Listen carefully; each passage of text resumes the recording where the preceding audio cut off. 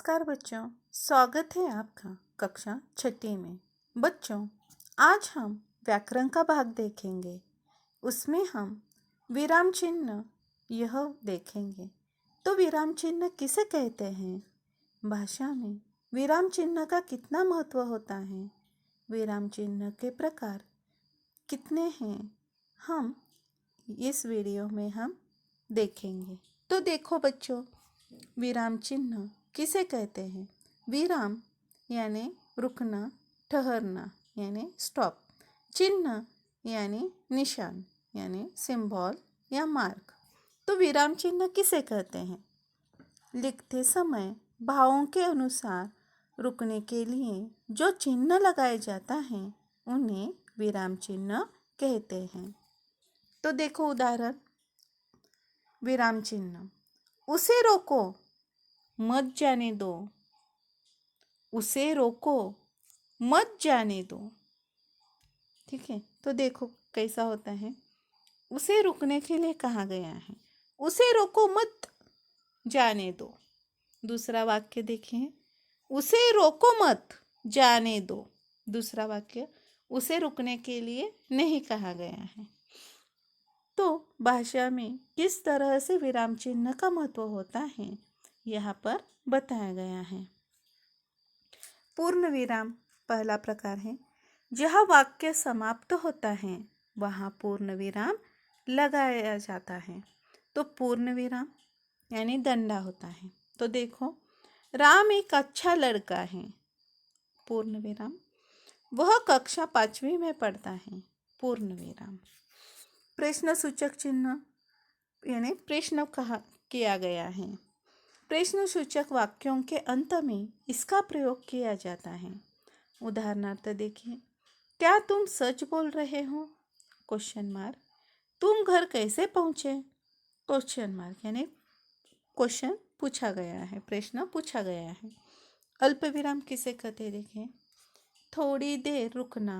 किसी एक वाक्य को पढ़ते या बोलते समय थोड़ी देर रुकने के लिए अथवा एक ही प्रकार पदों या वाक्यों को अलग करने के लिए अल्प विराम लगाया जाता है। तो देखो उदाहरणार्थ, गाय के दूध से दही अल्प विराम, घी अल्प विराम, मक्खन अल्प विराम, पनीर अल्प विराम, मिठाई आदि बनाई जाती है। अर्धविराम किसे कहते? देखें, वाक्य में जहाँ पूर्ण विराम से कम अल्प विराम से अधिक रुकना हो वहाँ अर्धविराम लगाया जाता है। तो देखो उदाहरणार्थ, मैंने पढ़ने की कोशिश की पर वो नहीं पढ़ा। की के आगे अर्धविराम दिया गया है। विस्मयादिक बोधक चिन्ह। तो देखो, मन के विभिन्न भावों को व्यक्त करने वाले शब्दों तथा वाक्यों के अंत में विस्मयादिक बोधक चिन्ह लगाया जाता है। तो देखो उदाहरणार्थ, हाय विस्मयादिक बोधक अव्यय, अब मैं क्या करूं? वाह, तूने तो कमाल कर दिया। तो वाह और हाय के आगे विस्मयादिक बोधक अव्यय यानी चिन्ह लगाया गया है। योजक चिन्ह, दो समानार्थी या विपरीत शब्दों को जोड़ने के लिए योजक चिन्ह प्रयोग होता है। तो देखो उदाहरणार्थ, माता योजक चिन्ह पिता, साथ साथ, दूध रोटी, रोज रोज। माता साथ के आगे वहाँ पर योजन चिन्ह लगाया गया है। निर्देशक चिन्ह, उदाहरण देने के लिए तथा वक्ता के नाम के बाद निर्देशक चिन्ह लगाते हैं। तो देखो उदाहरणार्थ, प्रधानाध्यापक ने कहा कल विद्यालय में अवकाश है। दूसरा है, तुम मुझे खून दो, मैं तुम्हें आज़ादी दूंगा।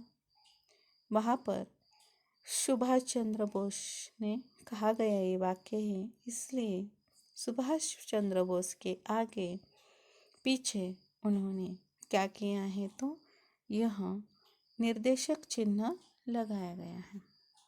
उदाहरण चिन्ह: किसी लेखक के उपनाम, पुस्तक, कविता, कहानी के नाम को इकहर उदाहरण चिन्ह द्वारा दर्शाया जाता है।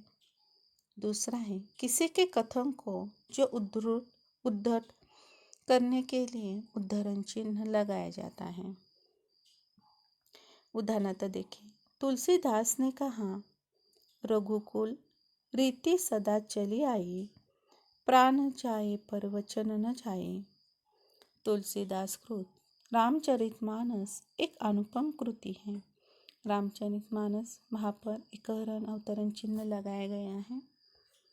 कोष्टक चिन्ह: किसी शब्द या वाक्यांश का अर्थ स्पष्ट करना तथा उसकी व्याख्या करने के लिए उसे कोष्टक के बीच रखा जाता है।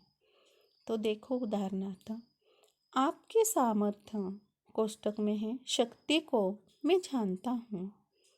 मेघनाद: कुछ आगे बढ़कर लक्ष्मण आदि सामर्थ्य है तो सामने आओ। कुछ आगे बढ़कर यह कोष्टक में दिया गया है। लाघव चिन्ह: शब्दों को संक्षिप्त रूप में लिखने के लिए इसका प्रयोग किया जाता है।